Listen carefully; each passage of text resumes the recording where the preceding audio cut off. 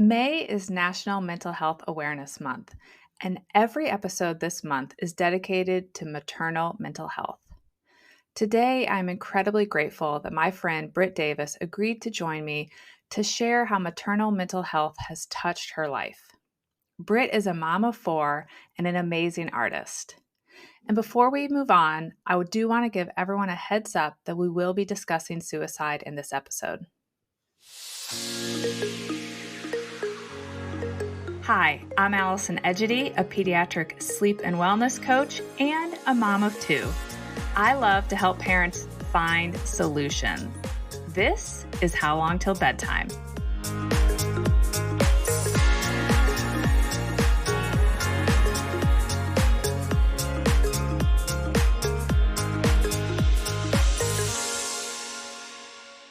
Hey there, Britt. I am so grateful that you've agreed to join me here today.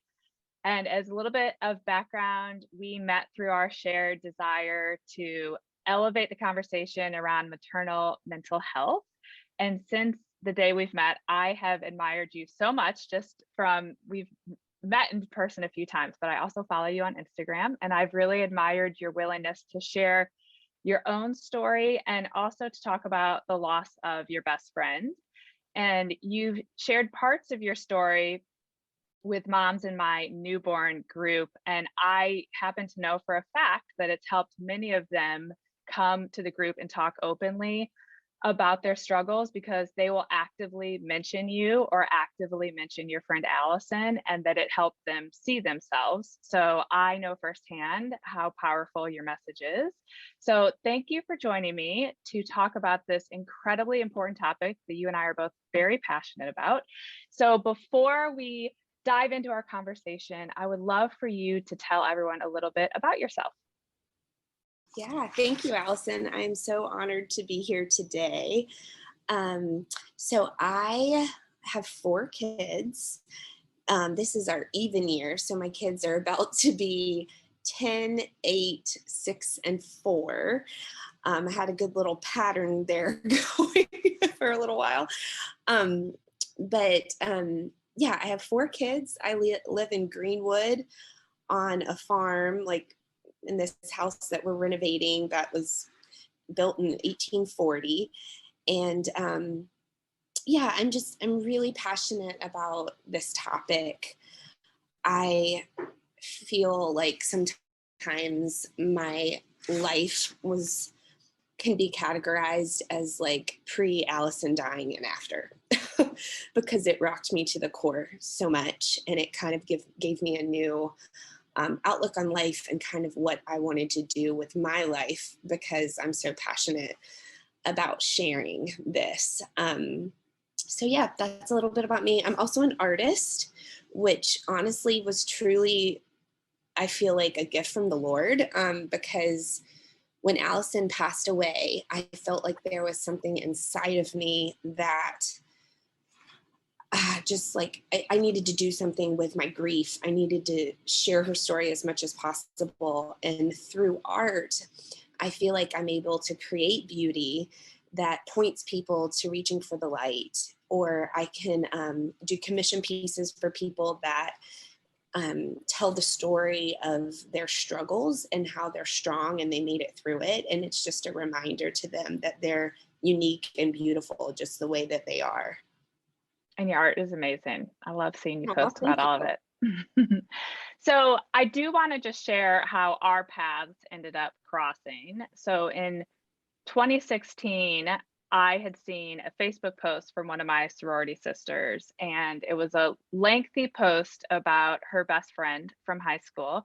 And it was talking about how she had recently committed suicide after a silent battle with postpartum depression and anxiety. And I can remember exactly where I was sitting when I was reading this post. And I found the story crushing for all the logical reasons. And in particular, I think it was a moment where it really struck me because I had struggled with postpartum anxiety that I had not registered I had until I was on the other side of it.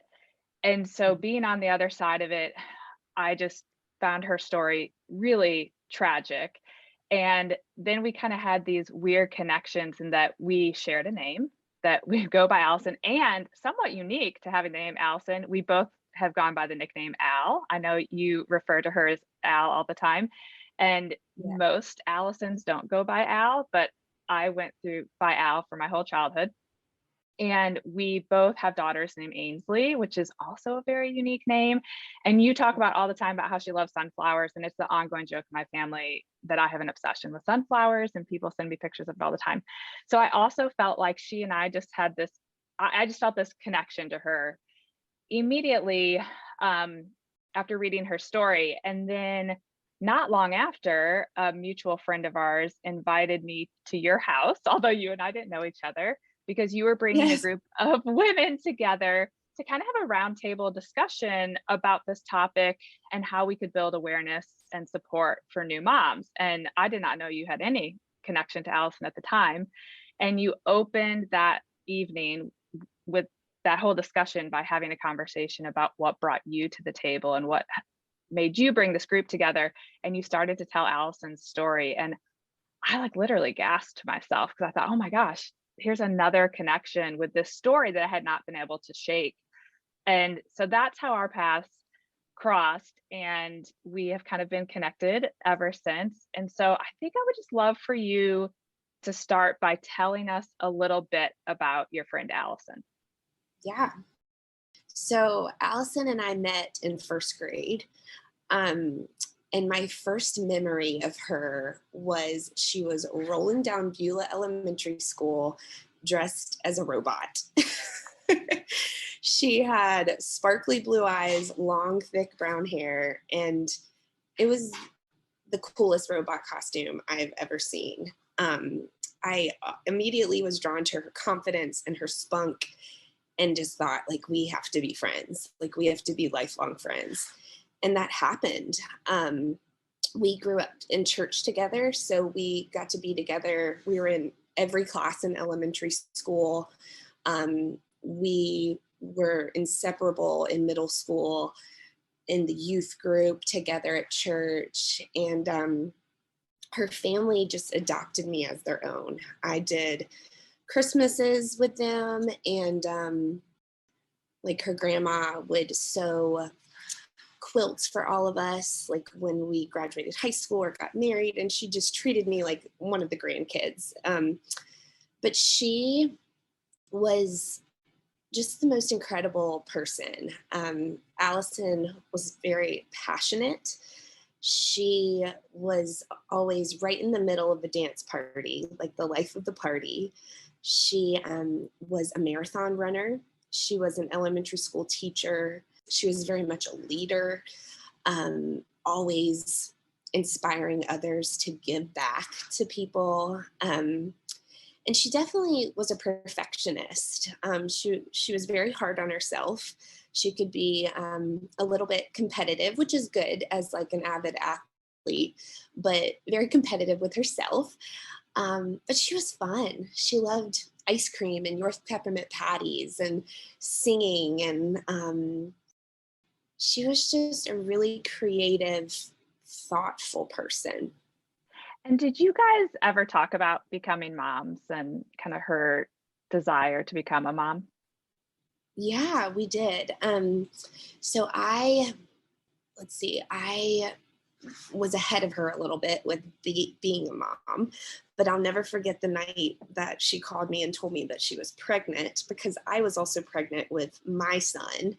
We were only 4 weeks apart throughout our pregnancy, but she wanted to be a mom so bad. I think she was just waiting for the perfect time.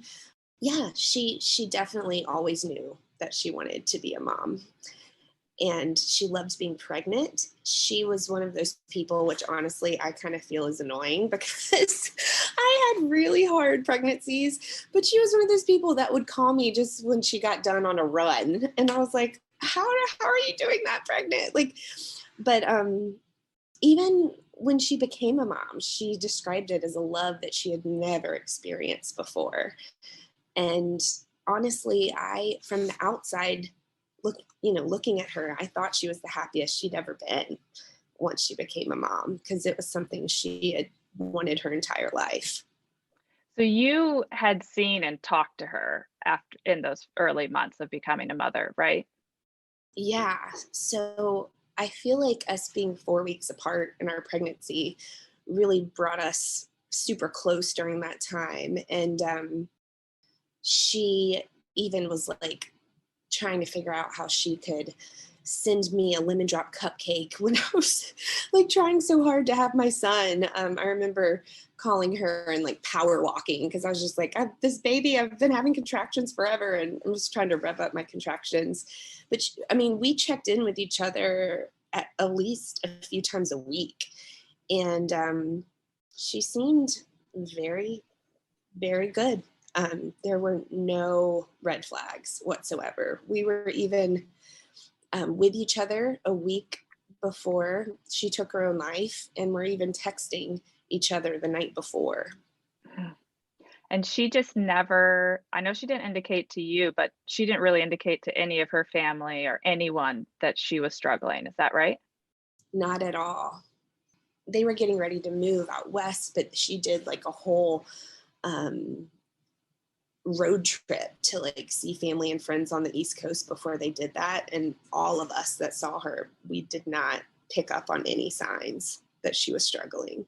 Her and I even talked the last day that we were together because I was struggling and I was talking to her about talking to the doctor about maybe being on Lexapro because my anxiety had been really bad during my entire pregnancy. And I felt like it had gotten worse after I had my son. And so she did mention, like, even that she was on an antidepressant. And I mean, we were talking about mental health stuff, and that was the only thing that she mentioned. Like, but she seemed good. Hmm. Yeah. And can you tell people a little bit about kind of what happened? So she took her daughter to daycare, right? I mean, it was a somewhat premeditated thought process. It wasn't totally on a whim. Right. She dropped her daughter off at a YMCA childcare. Um, and then she drove out to the desert, and that's where she took her own life. She shot herself. And even everything that she did that day, um, sorry, it It's okay. it really shows that she was thinking of others. And it even showed how she was such an incredible mom because she labeled bottles for like a few days. You know, she had labeled clothes for her daughter. I mean, she thought of everything like her daughter would need. She had that all prepared. Um, Even when she shot herself, she did it outside of her car so she wouldn't mess up the car. She called the police and said shots fired so they could ping her phone so they could find her easily. So she was even thinking about, yeah, making it hard to be found. Um, and she also wrote an email to her family and her husband, which made it very clear of her plans and that it was postpartum depression. Did she acknowledge in that email that she knew she was struggling from postpartum depression, or was it just an acknowledgement of I'm struggling? She didn't say in the email that she knew it was postpartum depression, but her mind was so sick that she had convinced herself that she could not be a good enough mom for her daughter and that this was the best plan for her daughter to have the best life possible. Like it was just it was clear through reading her words, but she didn't know she had postpartum depression. I mean, that is how scary it is. I mean, it completely took over her mind of telling her completely untrue things. I mean, it's evil. It fills your mind with lies, and it's hard to decipher the truth and the lies. Mhm. Wow. I mean, it's just, like you said, she was so clearly so thoughtful, and that she did all of these things for her daughter. And it's scary how someone who kind of appeared to have it all from the outside looking in, and you were kind of on the inside and a trusted person, that the lies were so strong that she couldn't even see through them to talk to someone about Yeah, her struggles. And do you think it's safe to say, obviously we don't know, but being such a type A overachiever probably made it even harder to decipher what was true and what were the lies of the PPD? I do. I do. I really feel like um, with being such a type A achiever, that it is like motherhood, it can be even more difficult because I mean, I saw it in myself with each kid that I have. And now that I have four, sometimes I'm like, I'm just in survival mode.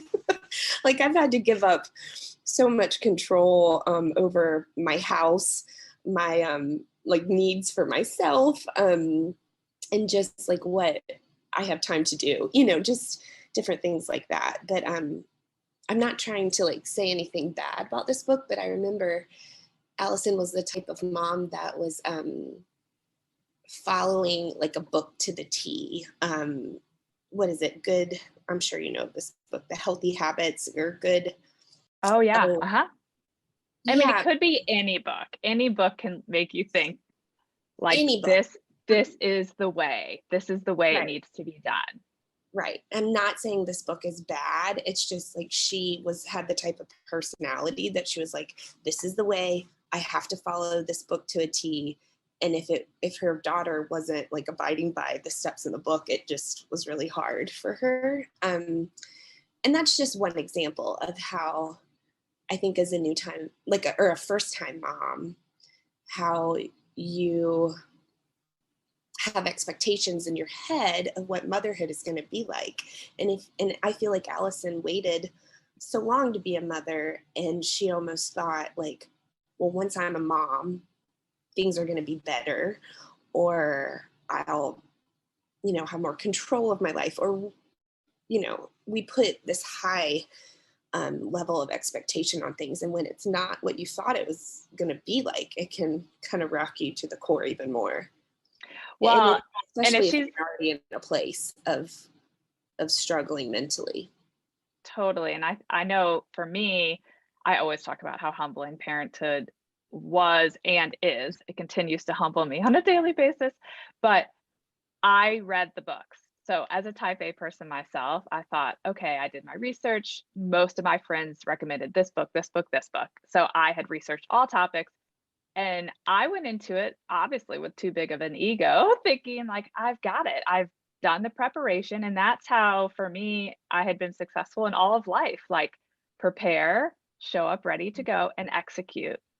And Yeah. so I do think part of what was very humbling for me was my first daughter was not by the book. She's never been by the book in any category whatsoever, still to this day, which is why she humbles me consistently. But I remember thinking, like, but I did all the things. So that's what led me into my postpartum anxiety, was I had done all the things, and this baby was not doing what the book said. So I can relate to that feeling of like, but I did it all. I was ready, but Yes. you're never ready. You're just never, no book is gonna make any of us ready for all the Oh God. things. That's something I always tell new moms. I'm like, as soon as you feel like you figured it out and you're in a routine, then it changes again. 100%, 100%. Yeah. Well, I know it's very hard to tell Allison's story, but I think it's so valuable. So I really appreciate that you've done that for us. And I know that you and Allison's family have worked really hard to elevate the PPD conversation. And can you just share some of the ways that you guys have done that, and some of the ways that you think the rest of us can help share that message? Yes. So Allison's parents have been incredible. Just I've seen them go over and beyond reaching out to new moms that they hear are struggling. sharing her story. I've even seen them out in public before. And if there is a new mom with a new baby, they just say hi to them and share her story. And I mean, they like Allison was such a light. And I truly believe that, you know, her light still shines bright because of sharing her story. And I really believe that it can save people's lives and, encourage them to seek help. Because I feel like if things like this are kept in the darkness, or if we internalize things, that's when you can just be overcome by the lies. And so, myself and Al's parents included, like, we just encourage people to be vulnerable, chat about all of your feelings. No one has it all together. And so, we just want to keep that conversation going.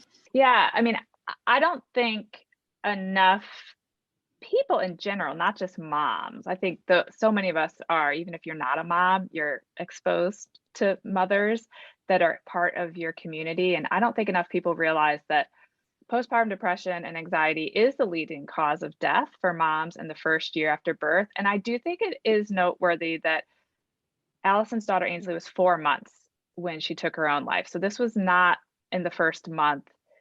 Maybe she'd been struggling that whole time, but postpartum depression and anxiety doesn't always pass after, the baby blues that people like to dub it up to be. Mhm. And so it really can be throughout the first year of life. And so I think we need to raise awareness around that, and the fact that PPD and PPA, postpartum depression and anxiety, for those who don't know, affect 1 in 5 new moms. So there's some varying data on there. Some say 1 in 5, some say 1 in 7, but a lot of the more recent research says 1 in 5 moms is affected, and many aren't even ever diagnosed or admitting that they have been affected, or they don't realize it until they're lucky enough to get on the other side, that they can look back and see it. And so I shared my personal story in the previous episode, so I won't dive back into that. But I know that you have also had your own struggles, which you've already mentioned here today. But would you be open to sharing a little bit about your experience? Because I believe one part of your experience also involved a pregnancy and being pregnant, right? Definitely. So with my third pregnancy, my son Schaefer, he was the one who I was pregnant with Allison. Our babies are only 4 weeks apart. I didn't know what I was experiencing at the time, but I was so anxious during that pregnancy. I just, I would like obsess over things in my mind. I just was not in a good mental space. And then when Allison died, it just rocked me to the core. Not only was she my lifelong best friend, but with our babies being so close together, I would just sit and nurse Schaefer, my son, and have full on panic attacks. Just thinking about her not being here to nurse her child. And for about 6 months, I really struggled. And I kept thinking, like, okay, this is just grieving, this will get better. But it didn't. I remember being up in the Adirondacks, and we were in a cabin in the middle of a lake, and me having panic attacks there and not feeling calm and peaceful. And I was like, okay, I'm like in the most serene place. And this is not okay. And so I tried to exercise my anxiety out. I tried to be on a strict diet. I went and saw a counselor. And honestly, it did not go away or get better. I don't know. Actually, it's never gone away. I definitely am a different person now after this. Like I had to be put on Lexapro by my physician, and that made a huge difference. And so I just want to say, like, if you feel like you're struggling, like I kept thinking, like, I can do this myself. I can try all these things. I can, work out the anxiety, but sometimes you really just need help. medically because it's a chemical imbalance in your brain. And so I did get on Lexapro, when Schaefer was about 9 months old, and that definitely helped. But then I unexpectedly got pregnant with my fourth baby, who actually is named after Allison. And as soon as I got pregnant, it was almost like as soon as I took the pregnancy test, all that anxiety came back. And it was so much worse that time. I had repetitive thoughts saying, I'm not a good enough mother. I'm not a good enough wife. Your family would be better off without you. I was struggling the entire pregnancy with these repetitive thoughts, to the point that I remember driving my daughter to preschool because, we're all basically like Uber drivers. But I remember, just driving my daughter to preschool and thinking like, I wish I could get in a car accident and die and all my other kids would be okay and survive.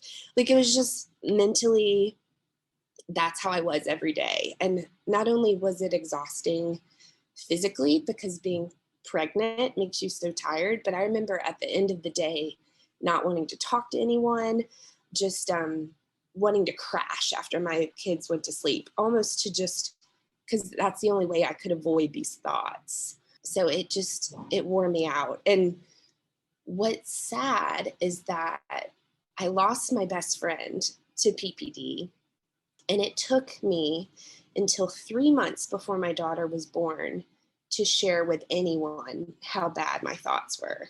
And I finally told my husband, and I had shared with my friends that I was having real bad anxiety, but I never told anyone how bad the thoughts were.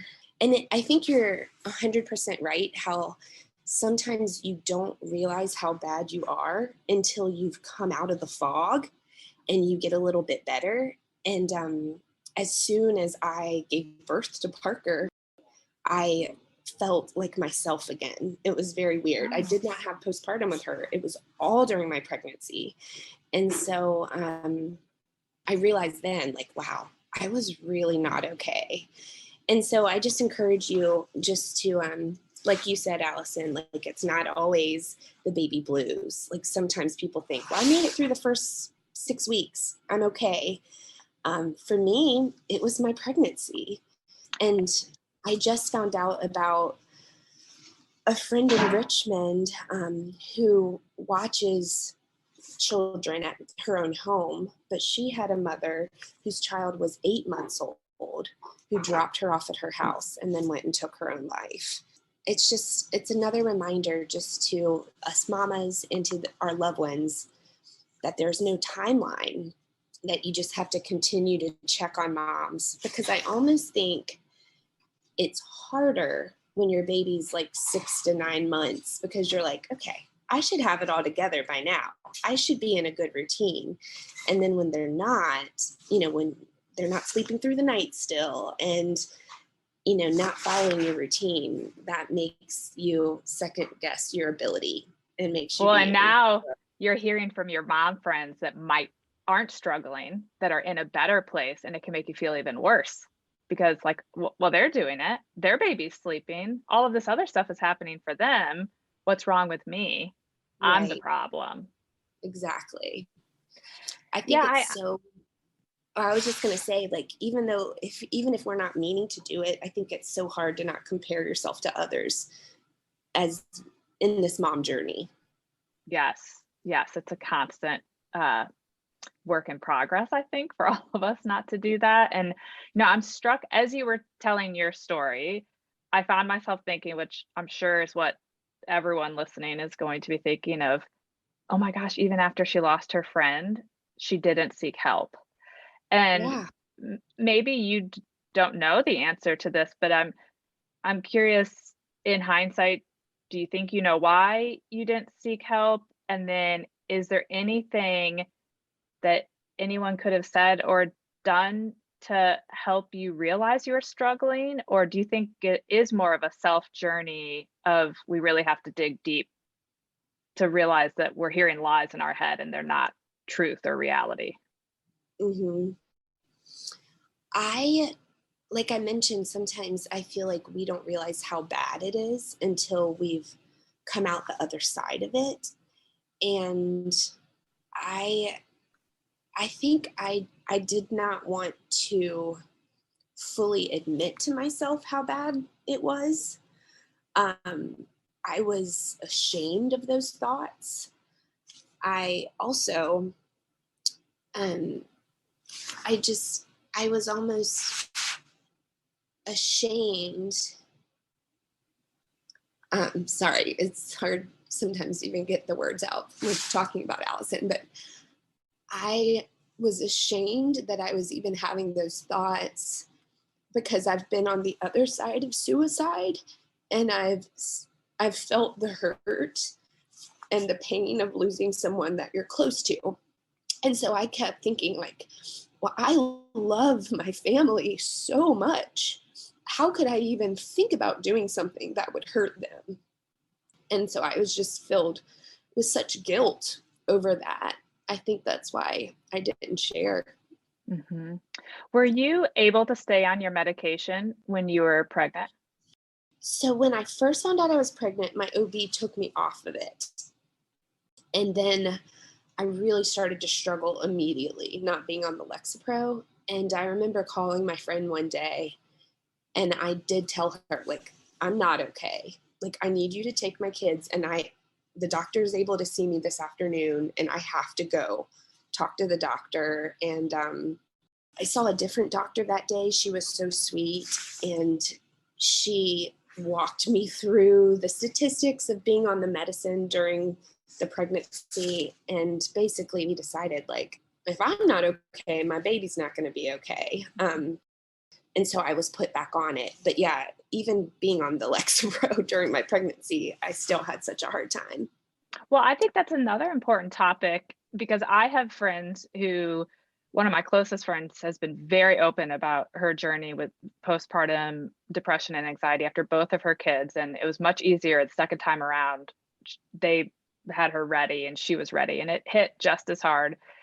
But for her, it was a journey to find the right medication to help her. And I think Mhm. that's another area that's really important to talk about because I think you could also feel bad if you build up the courage to tell someone you're struggling. Then they're like, okay, we'll help you. Here's the answer. And then if the answer doesn't work, we have to go back. We have to Right. keep pursuing. Everybody's different. Everybody's body is different. And it's not a one size fits all for the treatment, whether it be talk therapy, medication. It's not always one and done, which I think is also equally exhausting, like when you just need help. But as I was curious about your medication journey, because I think that's another thing is it didn't just work when you took it. Right. It didn't solve the problem. Right. And I have friends that medicine didn't work for them and other ones do. And I even tried another medicine that did not work for me and made me even more anxious. Because I struggle more with anxiety more than depression. So yeah, it's such a fine balance. But I just encourage people that are listening to fight and advocate for yourself, because sometimes I feel like we might put our best face on when we go to the doctor's offices, and just encourage them to listen to you, be completely honest with them. Don't worry about putting that best face on, and just fight for yourself until you find the best routine. Yeah, and sometimes I think we have to realize that people misstep with what they say, and we have to work to not take it personally. So this whole conversation has brought back a memory to me of when I was pregnant. And now that I think about it, I'm like, oh, I probably did start my anxiety struggles when I was pregnant because I had this very clear moment, and my husband talks about it all the time, but he laughs about it because it was funny at the time. But I was at one of my prenatal appointments and I just went off on this tangent about how I was going to get Lyme disease. I had never found a tick on my body, but how I was really didn't want to hang out outside and I was going to get Lyme disease. And I'm not from this part of the country. And I just went on some weird tangent about Lyme disease. And I like my doctor. He looked at me and he said, "Oh my gosh, have you ever been professionally treated for anxiety? And then he and my husband burst out laughing. And I kind of laughed too, but that moment didn't go how it should have gone. Like, it should have been like, "Oh, we might need to help you." And he said, he's like, "This is not rational thinking. You shouldn't." He pointed out that it wasn't rational, but I was kind of embarrassed. So it never came back up. And so I do also think we have to be back to the advocating for ourselves. Well, also we should advocate for our spouses should help advocate for us as well. But I just think that sometimes people won't say the right thing and we still need to advocate for ourselves or possibly encourage our spouses to advocate for us. And one thing I have thought about that is easier said than done. Maybe if you're having your second child, if you haven't had a first yet, you're probably not listening to this podcast. But if you're having a second, third, or fourth child, potentially having a conversation with your spouse ahead of time about this process, because I know with my one friend, her husband was hugely helpful the second time around of spotting it right away, and helping Mhm. her. And so when I think of what could any of us do a little differently to help ourselves, one idea I've often had is, no, maybe we can help our spouses help us when we can't hear through the lies or get over the embarrassment that someone just made us feel silly for agonizing about Lyme disease when I'd never had a tick on me. Um, but I don't know if you have any other ideas that have popped into your head around how we can help other new moms when they're really deep into the lies, or how spouses can help. Yeah, I think spouse education is huge. That's something that I've really been advocating for at doctor's offices and such, because just having the spouse pick up on signs, and try to check in regularly and encourage that open conversation and no judgment and grace. Just, I think that all makes a good support system for new mamas, like just bounds and bounds of grace and support. Awesome. Well, I cannot begin to tell you how grateful I am that you've come on to talk about your friend. And I know that her story is going to save lives. And I know it's not easy to talk about. And I appreciate your openness with your own struggles. And it's, I just, every time I hear you talk about it, I think someone's listening today that needs to hear this. And I have no doubt that that will be the case with this conversation. And I remember reading about a quote that was at Allison's funeral that read, Mm. "Help me be like a sunflower so that even on the darkest days, I can stand tall and reach for the sunlight." So thank you for standing tall and spreading awareness about PPD and PPA. And if people want to connect with you, because I know you're kind of an open book on this topic and very active in supporting women, if people want to connect with you on this topic, read more about your story, or if they want to check out your amazing art, how can they find you? The best place to find me is through Instagram, and I'm just Britt7Davis on Instagram. They can see the art, our crazy farm. We just have lambs and goats that's on there. But yeah, I'm working on a website right now. But for right now, just Britt7Davis on Instagram. Yeah, I love that quote that you mentioned about the sunflower. I feel like the sunflower has taken on a whole new meaning since Allison passed because of that quote. And sunflowers, like you said, you love them as well, but they were her favorite flower. Like her whole room was decorated in sunflowers. When we were in the third grade, she wore like this blossom style hat with a sunflower on it all the time. But it just, with it being her favorite flower and just a great reminder for all of us to reach for the light, I think it's just such a beautiful reminder.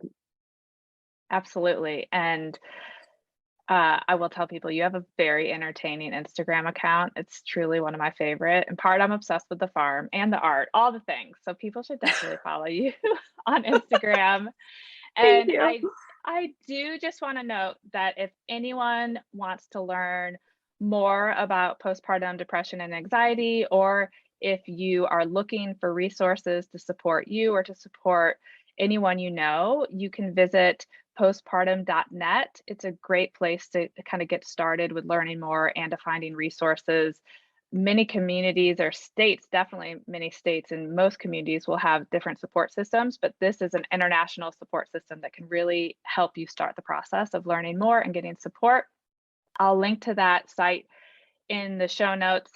And to anyone who's listening to this and is struggling right now, please know that you don't need a formal diagnosis to officially be struggling with something. And it is hard, as we've acknowledged here today. Your brain is telling you lies. It is not you. Please open up to someone and know that you are not alone and you can get better. It might take a little work, but you absolutely can. So, Britt, thanks again for joining me. It means the world. Thank you so much. I just, yeah, I encourage everyone just to speak to people if you're struggling, because not a day goes by where I don't think that if Allison had shared with me or anyone, it really could have saved her life. Absolutely. Okay, bye for now. Bye. Thank you for listening to How Long Till Bedtime. To learn how we can work together to improve your child's sleep, please visit sleepandwellnesscoach.com.